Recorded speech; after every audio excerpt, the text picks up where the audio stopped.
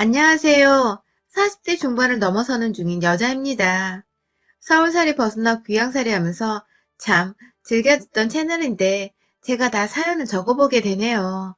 그간 저한테 사연을 적어 보낼 만큼의 용기를 주신 분들께 미리 감사하다는 말씀을 먼저 드리고 싶습니다. 저는 서울에서 태어나서 대학에 직장까지 다니다가 남편을 만나고서 지금 살고 있는 충북 외곽으로 이사를 오게 되었어요.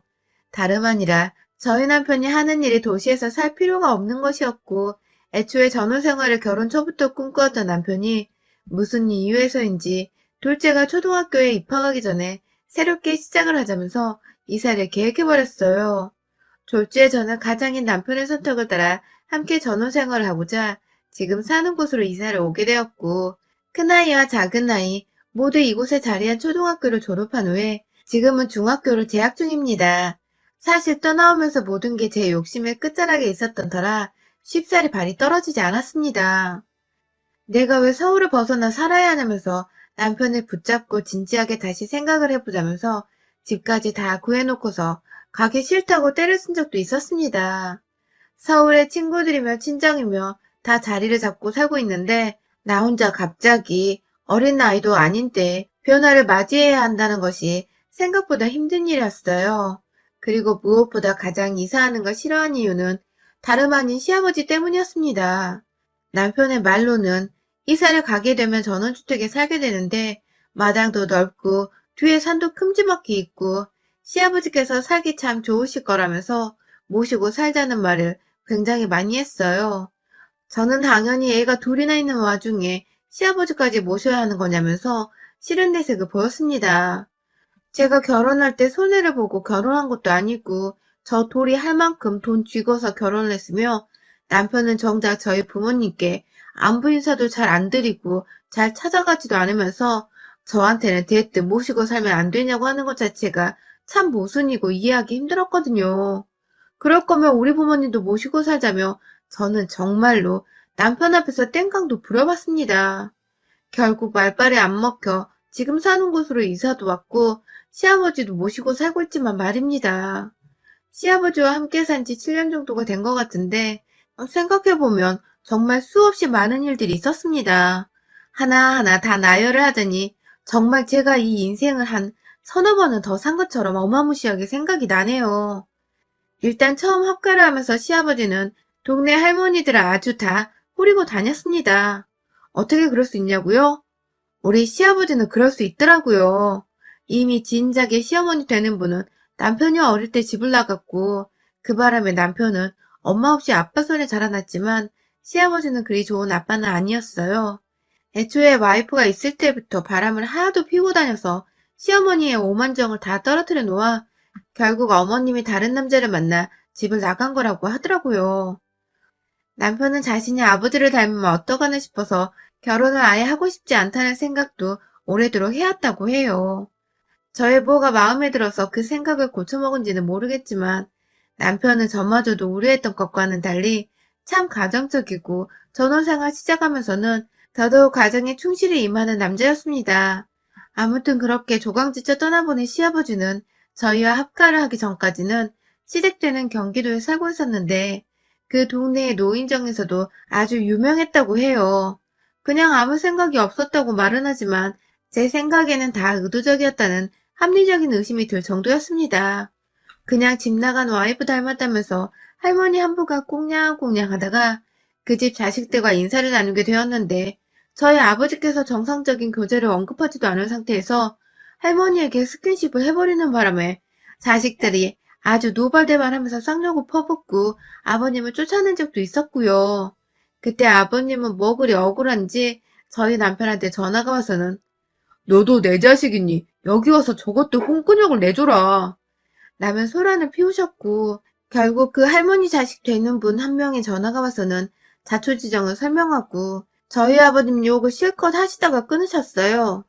남편은 졸지에 아버님 때문에 얼굴 한번 못 본 사람한테서 욕을 바가지로 먹어버린 날이었습니다. 그것 말고도 아버님은 집에 혼자 살면서 주기적으로 여자를 데려왔어요. 아버님이 저를 거의 종부리듯 대하시는 분이신지라 제가 여러 번 아버님 코를 박고 반찬이 다 떨어졌다고 하시면 반찬을 싸들고 가기도 했으며 쌀이 떨어졌다고 하면 서울에서 쌀을 주문해다가 아버님 집으로 배송까지 하고는 제가 직접 또 찾아가서 그 쌀들을 쌀통에 담아드리기까지 했었는데요. 그렇게 갈 때마다 화장실에는 칫솔이 2개 있다거나 안방 바닥에 여자용 양말이나 속옷이 있는 등 참 언급하기 민망한 흔적들을 제가 좀 봤었습니다. 남편한테는 남편이 상처를 받을까봐 절대로 말을 전하지는 않았지만 제가 참 우리 시아버지 보기가 껄끄러워질 정도로 많았어요. 뭐 싱글이신데 뭐가 문제냐고 하실 수도 있겠지만 아직 집 나간 시어머니랑 호적 정리도 안 되었고 그렇게 여자 문제로 자식과 엄마를 생리발시키더니 나이를 그렇게 처먹고도 여자가 좋을까 싶었거든요. 그냥 한심하고 참 생각 없이 사는 사람이란 느낌을 받았었죠. 그럼에도 제가 시아버지와 트러블이 잘 없었던 이유는 첫째, 제가 오로지 시아버지가 필요에 의해서 심부름을 시키고자 저를 부를 때만 찾았기 때문에 그 일을 잘 끝내고 나면 저는 벼랑 간의 대화도 잘 없이 집으로 오곤 했습니다. 둘째, 그럼에도 불구하고 제가 며느리니까 시아버지한테 먼저 안부 연락도 자주 드렸고 생활비에서 제가 알아서 시아버지 용돈까지 챙겨드렸는데요. 시아버지는 그때마다 고맙다는 티를 많이 내셨어요. 저와 단둘이 있었다 보니 저하고 어색하고 싶지 않아 그런 것일 수도 있겠다 싶긴 했습니다. 그래도 무슨 이유에서인지 저한테 고맙다는 감정 표현을 확실하게 해주셨기 때문에 제가 굳이 섭섭함을 느낄 일은 없었어요. 심부름을 자꾸만 시키러 전화가 와서 짜증이 나고 귀찮았던 적이 정말 많았지만 말입니다. 그렇게 살던 저희가 한 집에서 살았던 지난 수년간 정말 많은 트러블이 많았습니다. 이유는 단 하나, 시아버지께서 똑같이 저를 종부리듯 심부름이고 뭐고 이것저것 다 시키기는 한데 절대로 고맙다거나 웃어 보이는 등의 감사 표현을 하지 않았기 때문입니다. 본격적인 신데렐라로 임명을 한 사람 마냥 저한테 뭘 시켜야 되고 일하는 사람 취급하는 것을 아주 당연하게 생각을 하고 행동하기 시작했습니다. 그러다가 2년 전 코로나가 터지기 전에 마을의 젊은 사람들이 직접 돈을 모으고 건축 설계까지 다 후원을 해서 노인정 하나를 무료로 차려드리게 되었는데요. 거기에 할머니 할아버지들이 모이기 시작하면서 아버님의 저를 부려먹는 행위는 더 노골적으로 심해졌습니다. 마치 주변 어르신들한테 자기는 직접 부리고 사는 종이 있다는 것을 막 자랑을 하려는 못돼 먹은 영감탱이처럼 말입니다. 하루는 제가 집에 있었는데 저한테 좀 먹을 수 있는 간식거리가 없냐고 혹시 있으면 여기 경로당으로 가져와 줄 수 있냐고 물어보더라고요.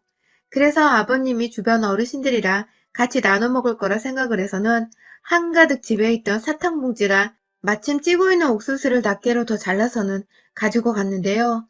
시아버지께서 아이고 돈 좀 되는 거 사오지 이게 뭐냐 하면서 사탕 봉지를 경로당에 앉아 안을 차근차니 보시더니 급기야 마음에 안 든다고 바닥에 내팽개친 겁니다.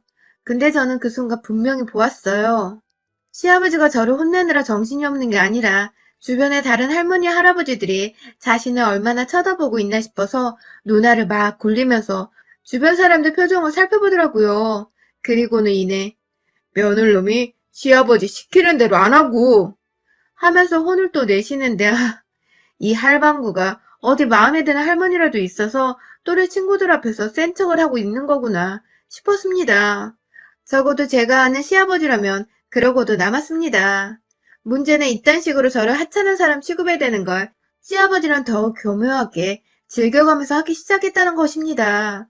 거의 매일이다시피 집이 아닌 경로당에 출근하셨던 시아버지는 갈 때마다 뭘 그리 잘 보이고 싶었는지 손에는 애초에 자신이 준비한 간식들, 예를 들면 고구마나 약과 그리고 과일 같은 거를 꼭 챙겨서 나가셨습니다. 다만 문제는 시아버지의 눈치를 보니 경로당에서 할머니들께 인기를 잘 얻지 못하고 계신 듯 했습니다. 그놈의 할방구 혹은 그 영감탱이라고 부르시는 한 할아버님이 경로당 내에서 파워가 아주 막강한 건지 경로당에서 자기 뜻대로 뭐가 안 되는 듯이 신경질을 많이 부렸거든요. 그리고 동시에 저를 꼭 경로당으로 불러내서는 자신의 힘과 권력, 한 집안의 가장 큰 어른으로 대접받고 살고 있다는 것을 모두에게 보여주고 싶기라도 한다는 듯이 아주 큰 목소리로 저에게 일을 강요하고 혼을 내셨습니다. 갑자기 뜬금없이 점심 준비를 하고 있는데 전화가 와서는 너 내가 하라는 거 했냐? 하면서 뭘 시켰다는 듯이 물어보길래 제가 뭘요? 라고 물어보면 속이 답답해서 죽겠다는 식으로 야, 너 시아버지가 말하는데 왜 자꾸 말대답이야? 라고 하면서 급기야 저는 상황 파악도 못하고 있던 와중이었는데 저를 계속해서 혼을 내는 바람에 급기야 제가 귀 따갑다고 그냥 일방적으로 전화를 끊어버리고 말았습니다. 전화를 끊고 나서도 한참을 이게 도대체 무슨 일인가 싶어서 고민을 하고 심장이 벌렁거리고 아주 두려움의 연속이었어요. 아니나 다를까 조금 있다가 집으로 나타난 시아버지는 너는 왜 전화를 먼저 끊니? 라고 하면서 아까와는 달리 차분한 목소리로 기분이 나쁜 티를 내긴 하셨지만 그 표정이 참 그랬습니다. 시아버지한테 이런 표현은 웃기지만 나를 일부러 또래 어르신들 앞에서 혼내면서 자기 길을 챙기려고 무대포식으로 혼을 냈다는 걸 제가 눈치껏 파악이 되었는데 집에 와서 민망하다며 괜히 전화를 끊은 걸 가지고 화를 내는 시아버지가 정말 짜증이 왕창 났습니다. 내가 얼마나 만만하게 보이면 자기 길을 세우려고 함부로 말하고 화를 내도 되는 대상으로 본 건지 두고두고 씹어주고 싶었는데 이거 참 며느리가 시아버지랑 대판 싸울 수도 없는 노릇이고 말이죠. 그러다가 코로나가 터지면서 마을 자체에도 경로당 모임을 금지시켜버린 바람에 동네에 있던 할머니, 할아버지들이 모일 수 있는 공간 하나 없이 동네를 거의 떠돌아다니면서 1년을 보내게 되었습니다. 저희 아버님도 다른 분들과 다를 것이 없이 따분하게 생활을 하셨고 옆에서 저희 남편이 조심하고 살라고 신신당부를 하고 살았던 바람에 아버님도 확진자가 되면 욕 처먹을 게 뻔하다며 일부러 많이 나가지도 않았고 오히려 그 덕에 집에 딱 붙어 계시는 생활에 익숙해진 것도 같았습니다. 그런데 올 초 얼마 지나지도 않았어요. 1월 말에 시아버지께서 갑자기 건의할 게 있다면서 동네 이장 되는 젊은 분을 찾아가서 경로당을 열어달라고 아주 큰 소리를 냈다고 하더라고요. 그것도 주변에 같이 친하게 지내던 일부 할머니 분들을 모시고 찾아가신 바람에 이장도 어쩔 수 없이 수긍을 하였고 그렇게 졸지에 5인 이상은 절대로 모여서는 안 되는 경로당이 다시 재오픈을 하게 되었는데요. 그 바람에 저를 포함해 일부 젊은 분들이 어르신을 대신해서 경로당 청소를 해주겠다고 다 같이 주말에 걸레 들고 찾아가서 대청소를 하기까지 했습니다. 그런데 그렇게 경로당에 나가기 시작한 어르신들이 5명 인원 제한을 그냥 단번에 무시를 해버리시고 첫날부터 총 12분이 모이셨습니다. 정말 젊은 사람들의 입장에서는 식겁을 할 일이었죠. 이러다 동네 경로당에서 만약에 코로나 환자가 우르르 발생하면 이 동네 자체가 완전히 코로나 발병 동네로 소문이라도 나버리면 어쩌냐면서 그제서야 가족들이 자기 어르신들을 집으로 데려가기 바빴고 저희 부부도 그중 하나였습니다. 그런데요, 아휴, 참, 그놈의 고집이 이 시골 마을에 내려와서 어찌나 세졌는지 조심히 모셔가는 제 등짝을 갑자기 후려치시더니 감히 여자 주제에 시아버지 등을 붙잡고 집으로 쫓아내듯 데려가려 해? 이 싸가지 없는 것 같으니 하면서 주변 할머니, 할아버지 들으라고 막 더 큰 소리를 내면서 의시대는데 저는 다른 집 며느리들과 일부 젊은 분들 앞에서 아주 개쪽을 당했죠. 요즘 세상에도 여자란 이유로 시아버지한테 큰 소리 한번 내지 못하고 저렇게 욕 처먹고 망신당하는 며느리가 있나 싶었을 겁니다. 다들 저를 그렇게 바라보는 게 맞는 건지 눈에는 아주 불쌍하고 애처롭다는 듯한 표정이 다 담겨 있었죠. 겨우 남편이 시아버지를 진정시켜서 집으로 데려온 그날 저는 밤새도록 잠을 제대로 자지도 못하고 뜬 눈으로 지새웠어요. 내내 우리 시아버지는 나를 알기를 왜 저렇게 우습게 하실까 싶어서 마음을 졸였고 다음날 아버님 얼굴을 어떻게 아무렇지 않게 다시 마주볼 수 있을까 싶어서 머릿속이 새하얘져 갔어요. 하지만 남편조차 시아버지가 왜 저러는지 모르겠다고 저를 걱정하며 미안해 죽으려 하는데 우리 집에서 지금 평화를 깨고 있는 단 한 사람인 시아버지의 행동만 똑바로 교정시키면 문제가 해결될 거란 생각이 들었습니다. 저요? 그 다음날 동네에 있는 할머니들만 불러 모아서는 경로당에 모이시도록 했습니다. 누가 우리 시아버지의 마음을 사로잡은 건지는 모르겠으나 할머니들을 경로당에 모아놓고 나니 벌써 5명이 꽉 찼더라고요. 비밀리에 모였던 만큼 혹여나 누가 안에 있는 사람들을 보지 않을까 신경이 쓰였는데 다행히 다들 집에 갇혀 계신 건지 나머지 어르신들은 보이지 않았습니다. 그리고 저는 이내 우리 시아버지를 경로당에 부르고는 안으로 들어오는 아버님을 피해 조용히 뒷문으로 나갔어요.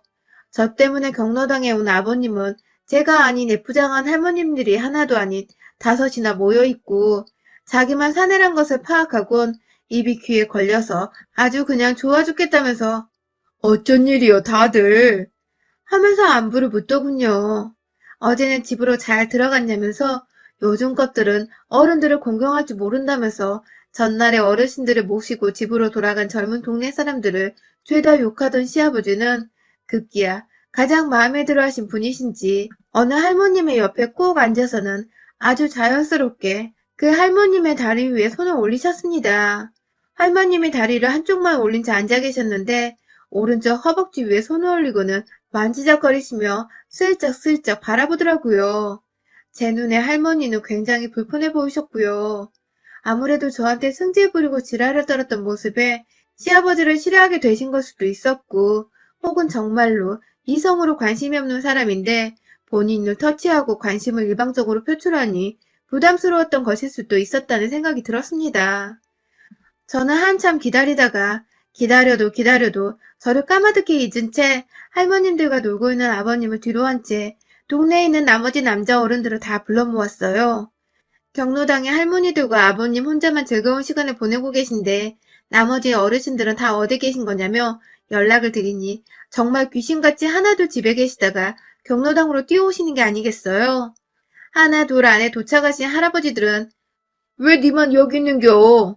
하면서 죄 없이 불려온 저희 시아버지께 따져 묻기 시작했고 급기야 우리 시아버지가 좋아라 하는 할머님을 함께 짝사랑하고 있는 건지 웬 할아버지께서 그 손 치워 새끼야 하며 저희 시아버지를 그냥 발로 뻥 차버렸어요. 너무 순식간에 일어난 일이라 뒤에서 늦게 들어오는 할아버지들이 아이고 그만요 라고 말리는데 이미 말리는 할아버지들도 자기들을 빼놓고 저희 시아버지가 혼자서 여자들을 불러 놀았다고 생각을 하는지 막 기분 나빠하는 티를 팍팍 내셨습니다. 급기야 일부 할머니를 포함한 할아버지들까지 저희 시아버지한테는 그냥 나가라는 말을 던지셨고 시아버지가 입이 삐쭉 튀어나와서는 끝까지 센 척을 하며 니들 나 함부로 대하지 말어 라고 하는데 제가 뚜둥 하고 경로당 안으로 입장했습니다. 저를 보자마자 역시나 시아버지는 저한테 화풀이를 하시겠다는 마음과 더불어 기죽은 자신의 이미지를 되살리고자 소리부터 질러댔어요. 야 이년아 네가 오라고 한 거 아니야. 라면서 막 삿대질을 하는데 제가 가만히 있지 않았죠. 어머 제가 언제요 아버님. 이라면서 모르는 소리라는 듯 다른 어른들을 보면서 모르겠다는 표정을 지었고 이내 시아버지는 저게 헛소리를 짓거리는 거예요 지금? 이라면서 달려들려 하니 옆에 계시던 점잖고 키가 큰 어느 할아버님께서 아예 나가라고 저희 시아버지를 확 그냥 잡아 끌어다가 경로당 밖으로 쫓아내버리셨습니다. 아버님은 계속해서 주둥이가 튀어나온 채로 궁시렁거리며 이미지 관리하신다고 덤비지도 못하면서 입만 나불거리고 있었고 옆에서 저한테 너 무슨 꿍꿍이야? 라고 소리를 지르는데 제가 딱 표정을 받고 말했죠. 아, 저 할방구 집안에서는 찍소리도 못하고 사는 찌질이 주제에 경로당만 오면 저 난리시네. 하면서 주변 할머니, 할아버지들께 치매가 의심되고 있어요. 소란 피우게 해드려서 죄송합니다. 하면서 양해를 구하고는 막 시아버지를 붙잡아 집에 가려 하니 뒤에서 저희 시아버지를 걷어찬 그분과 경로당에서 쫓아내버린 그분이 두 분이서 함께 우리가 함께 할게 하며 저희 시아버지를 질질 끌고 집으로 가주시더라고요. 아마도 아픈 사람을 며느리 혼자 집으로 끌고 간다는 게 힘들 것이라 생각을 해서 도와주는 듯 했습니다. 그 바람에 할아버지는 나 치매 아냐 이 새끼들아 하면서 끝까지 집에 안 가겠다고 발버둥치고 난리를 피웠으나 나머지 할아버지 두 분께서 워낙 저희 아버님을 꽉 붙들어 맨 채 집으로 끌고 가 주셔서 저는 힘 한 번 쓰지 않고 시아버지를 아주 그냥 말 안 통하는 치매 환자로 둔갑시켰습니다. 그날을 시아버지는 쪽팔려서 어딜 나갈 수가 없다며 집안에만 갇혀 지내다가 또 오해를 풀어야겠다면서 저 몰래 경로당에 가기도 했는데 그날 할아버지들한테 다시 잡혀서는 집에 오셨어요. 뒤에서 심지어 저희 아버님이 관심을 표했던 그 할머님은 성질이 고약해서 치매에 걸려도 저런가 봐 라면서 찌찌거리시다가 돌아가셨고, 결국 시아버지는 이 생에서 그 경로당을 다시 가긴 글렀다며 방 안에 알아 누워버렸습니다. 남편은 오히려 시아버지가 잠잠해졌다면서 동네 사람들이 뭐라 생각하던 우리만 치매 환자 아닌 거 알면 된다고 만족해 했고, 그런 남편을 보면서 저도 제가 잘한 짓이구나 싶어서 더더욱 만족하고 또 속 시원해 했습니다. 졸지에 치매 환자 되어 밖에도 못 나가는 시아버지는 이제 저한테 무슨 말을 잘못했다간 죽은 사람 취급을 당할 수도 있겠다 싶으셨는지 아무 쓴소리를 못하시곤 그냥 입을 꾹 다물어 버리셨습니다. 그 덕에 저희는 전원 생활을 시작한 지 수년 만에 드디어 침묵과 자연의 소리를 더 가까이에서 귀 기울여 들여보며 진정한 전원 생활을 즐겨가고 있는 중이고요. 여러분의 생각은 댓글로 남겨주세요. 오늘도 시청해주셔서 정말 감사합니다.